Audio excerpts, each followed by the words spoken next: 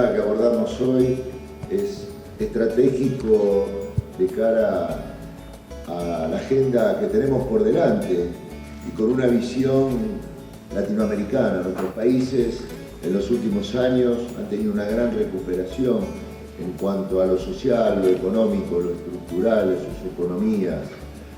Millones de ciudadanos han vuelto al mundo del trabajo y nos piden una mayor calidad de vida que tiene que venir de la mano precisamente de políticas de desarrollo sustentable y de impulso a las energías renovables. Y por eso permanentemente estamos en la búsqueda de llevar adelante las políticas de vanguardia que nos lleven a una Argentina más sustentable, más sana, más pujante en lo productivo, más inclusiva en lo social.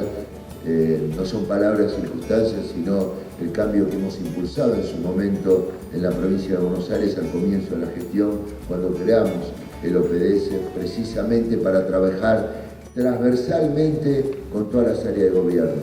Tiene que trabajar con infraestructura, tiene que trabajar con el Ministerio de la Producción, tiene que trabajar con el Ministerio de Educación, tiene que trabajar con el Ministerio de Salud Pública, tiene que trabajar con todas las áreas de espacio público. Esto es muy importante y por eso realmente tenía la expectativa de poder llegar a compartir con ustedes una parte de este seminario. Muchas gracias.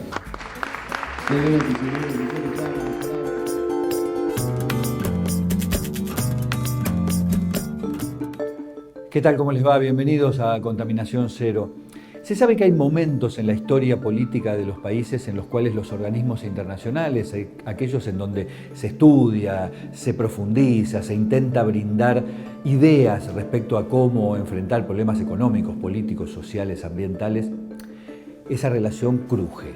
O por el contrario, hay momentos en los cuales los gobiernos precisan justamente de esos organismos para que les ordenen la agenda, les pongan en fila los temas y puedan aproximadamente saber cómo manejarse en el terreno internacional y nacional en relación a esos problemas. La CEPAL ha sido en ese camino uno de los organismos casi insustituibles en América Latina. De hecho, es uno de los primeros organismos que lleva el nombre de América Latina en su sello, porque pretende ubicar cuáles son los ejes y las prioridades de las políticas económicas para este subcontinente. Y CEPAL ha entendido que en los últimos años el tema del desarrollo sostenible asociado a lo económico es un problema que no puede dejarse de lado. Por eso la palabra de CEPAL es importante. Tanto que CEPAL es prácticamente el único organismo que reconoce algo que los gobiernos de América Latina quieren desmentir, que la primarización de la economía en los últimos 10 años creció a pesar de que presuntamente estamos en una era de industrialización en la actividad económica de América Latina. Insisto, por eso la palabra de CEPAL es importante. Y cuando hablamos de cambio climático, de adecuación de las energías renovables, de transporte, de todo aquello que hace a una presunta agenda futura de desarrollo sostenible, la palabra de CEPAL vuelve a ser importante. Por eso conversamos con José Luis Samaniego, que es el responsable del área de desarrollo sostenible de CEPAL. Esto fue lo que nos dijo.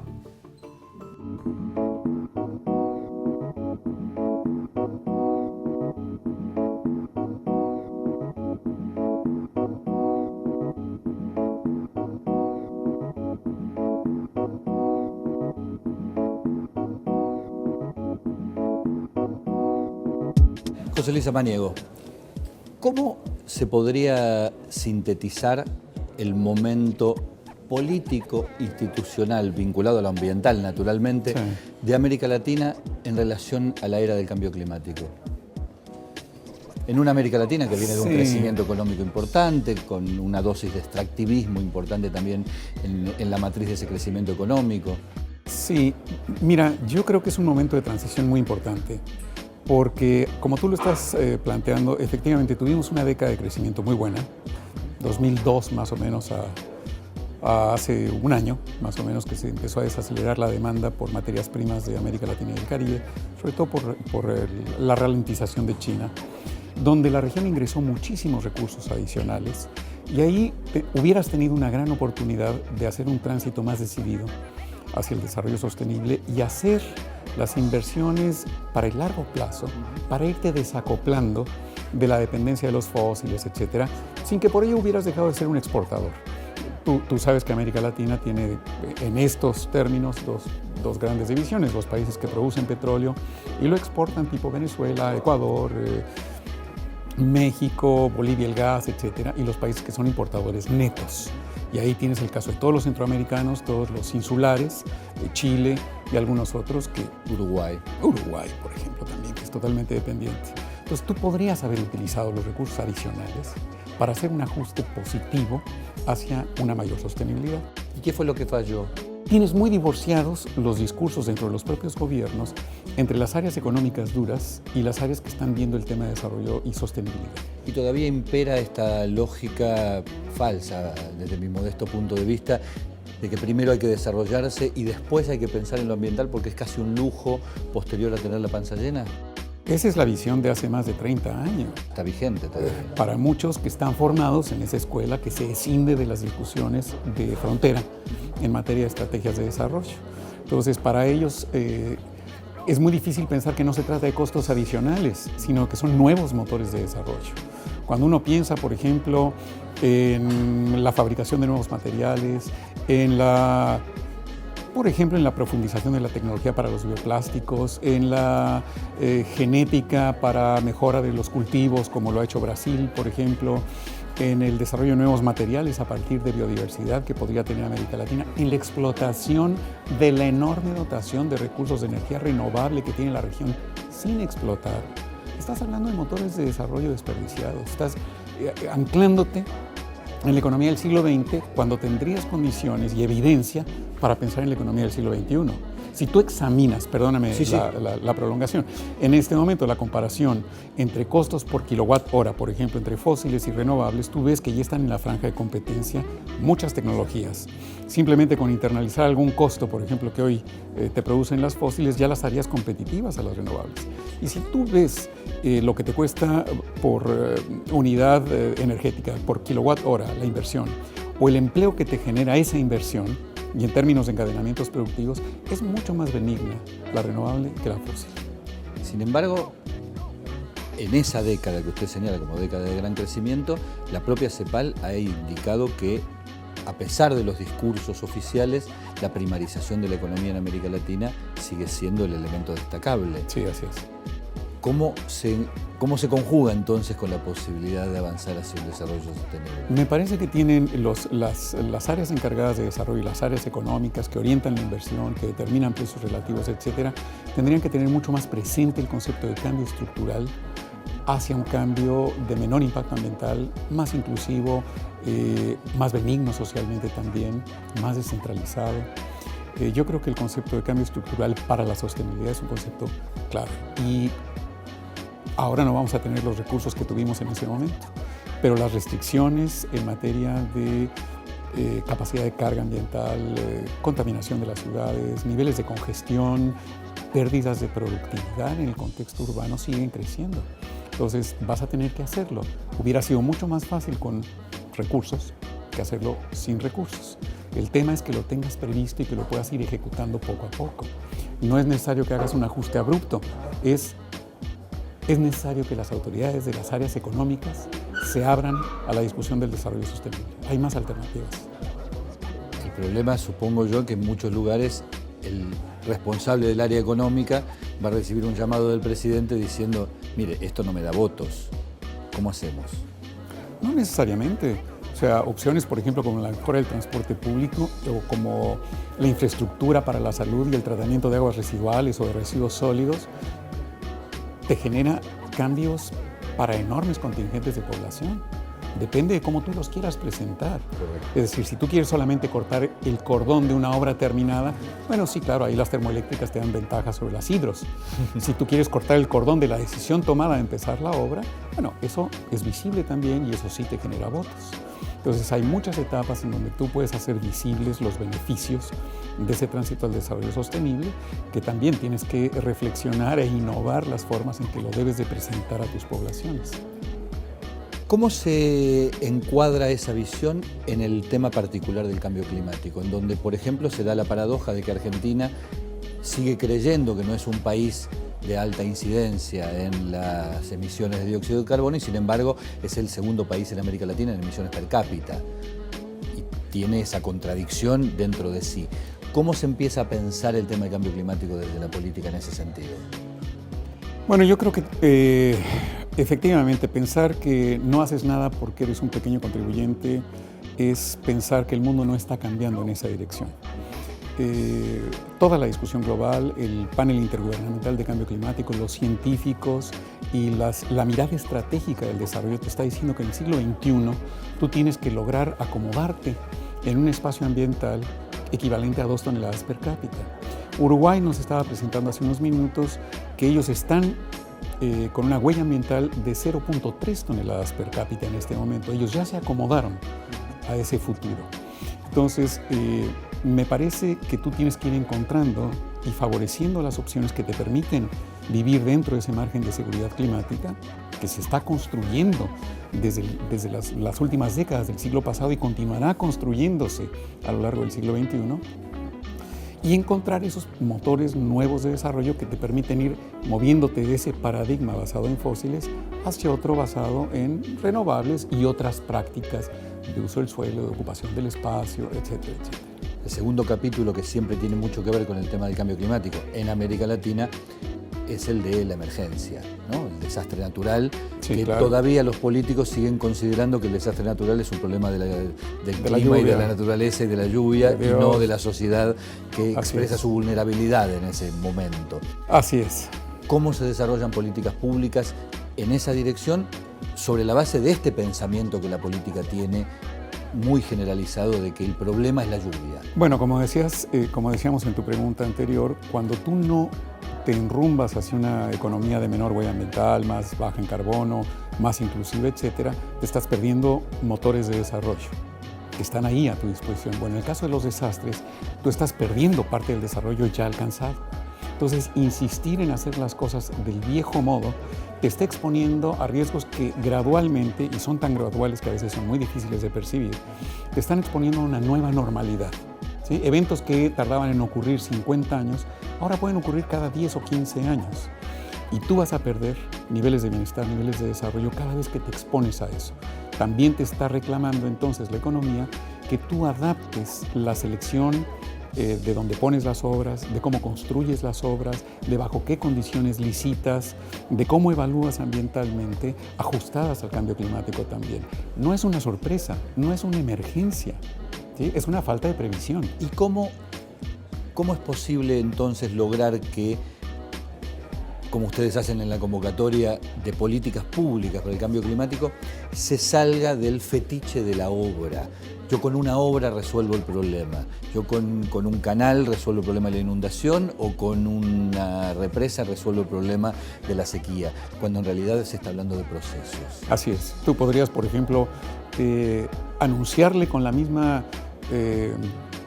enfoque positivo y repercusiones políticas positivas que estás iniciando un proceso, por ejemplo, de ordenamiento territorial, que estás haciendo disponible públicamente un bien público de información en donde tú tienes previsto cómo va a ser la subida del nivel del mar y el impacto costero. Ahora, perdón la interrupción, pero el problema del ordenamiento territorial en América Latina, o por lo menos en Argentina, que es lo que más conozco, siempre ha sido observado como un problema casi de planificación urbana, exclusivamente. Y dentro de la planificación urbana, un problema arquitectónico, puramente. Sí. No un problema de ordenamiento territorial tal como su nombre hoy lo indica. Así es. Bueno, cuando tú examinas la dinámica de la subida del nivel del mar, te das cuenta de que va mucho más allá de eso. Que tienes infraestructura clave cerca de las zonas costeras o en la zona de influencia de las zonas costeras.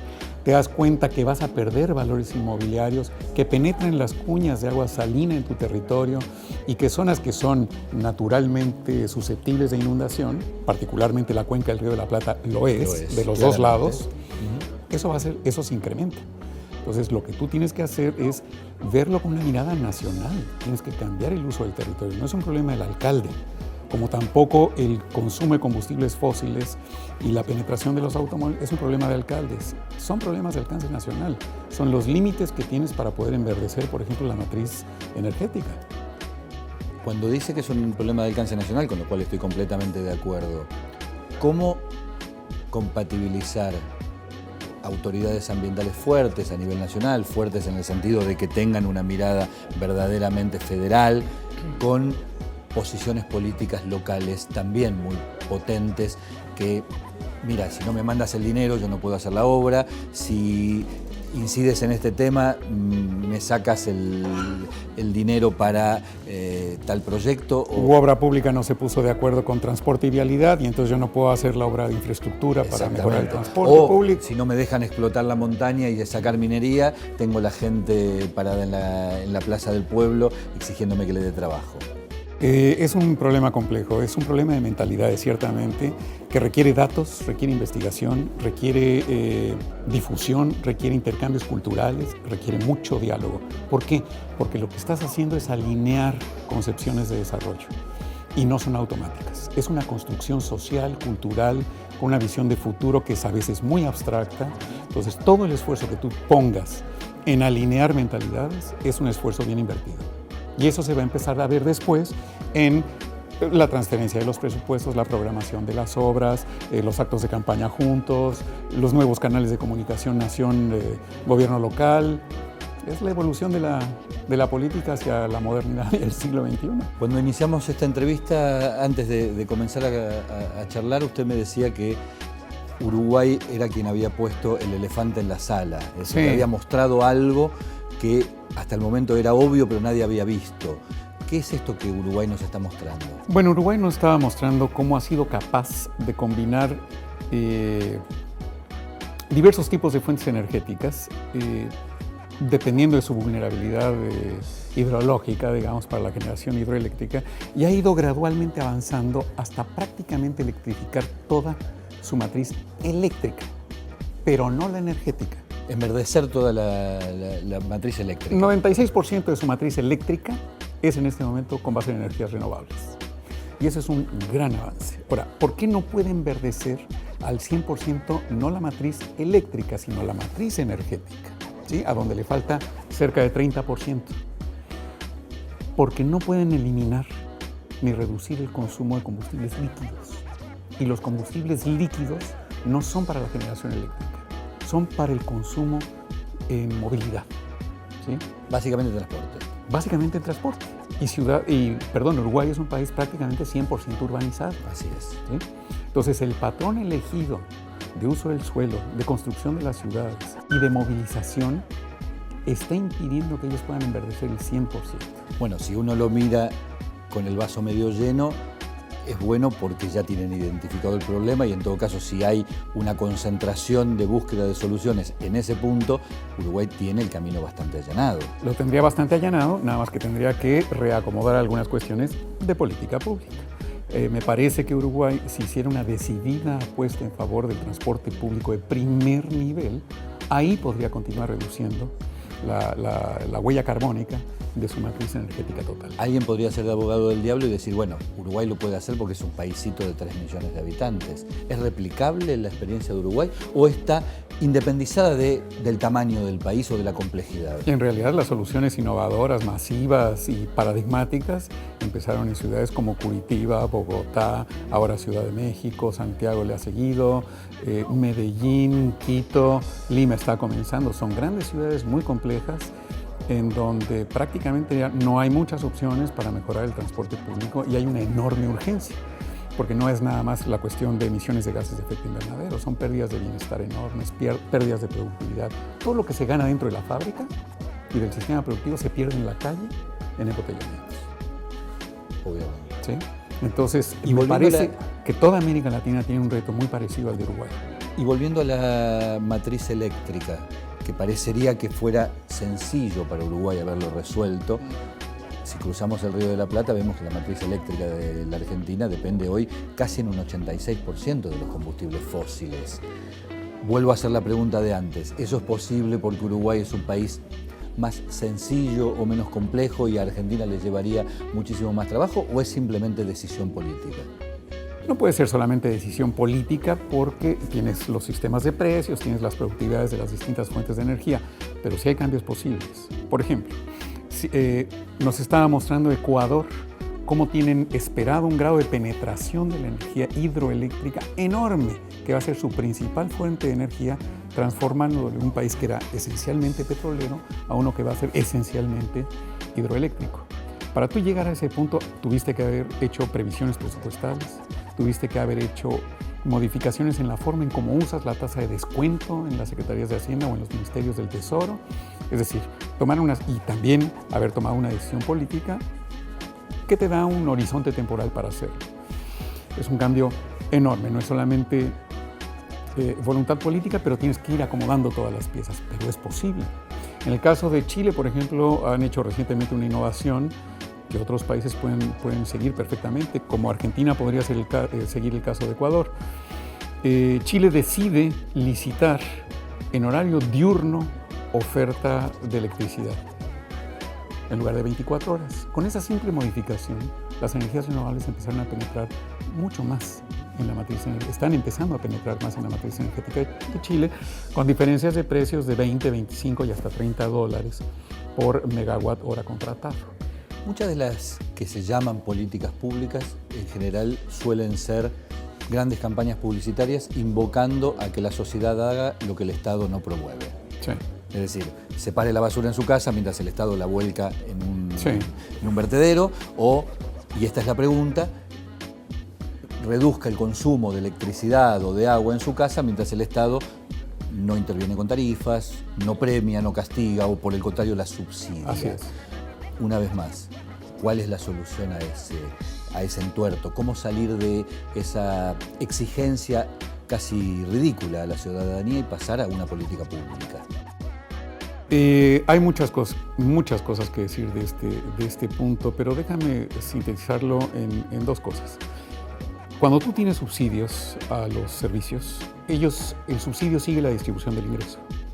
Y en una sociedad desigual, el subsidio se distribuye desigualmente, a favor de los ingresos más altos, que son los que tienen los más altos consumos.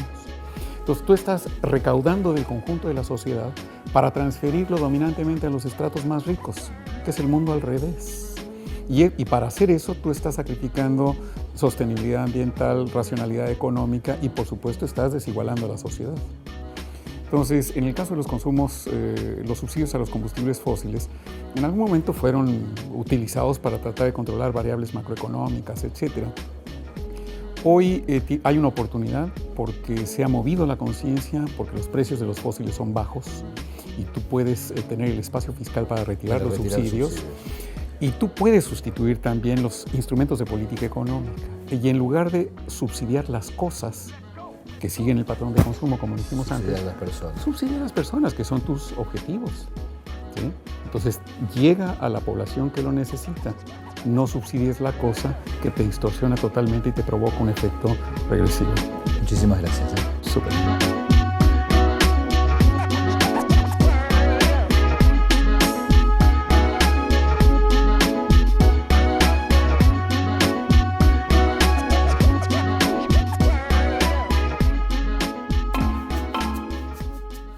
Parafraseando aquella idea que se le atribuye a Einstein respecto de que no se puede pretender solucionar problemas antiguos con las recetas con las que siempre se fracasó, Samaniego nos dice que no se puede seguir pensando con ideas viejas problemas que son absolutamente de la modernidad y que necesitan otro abordaje. Esos problemas son los problemas que plantean las cuestiones vinculadas al cambio climático. Y las soluciones vinculadas a su vez al problema del cambio climático tienen que ser soluciones nuevas. Difícil pensar en resolver la cuestión del transporte, de la energía, las energías renovables, la cuestión de los residuos, etc., si seguimos pensando que el desarrollo y el progreso son sinónimos simplemente de crecimiento económico sin considerar la base ambiental de ese crecimiento. En eso creo que se basa hoy la idea central de CEPAL, el organismo rector de muchos de los abordajes de las políticas públicas en América Latina. Nos vemos la semana que viene. Muchísimas gracias por haber estado ahí.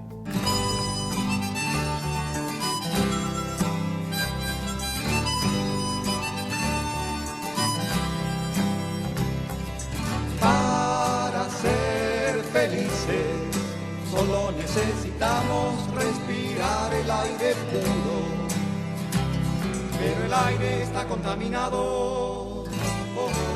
En la ciudad de La Plata funciona el programa Bolsa Verde. Gracias a la participación de todos los platenses a través de la separación de residuos, cada día recolectamos 150 toneladas de materiales reciclables. En una ciudad verde vivimos mejor. La Plata, compartamos la ciudad. Grupo Petersen, desde 1920, construyendo el país.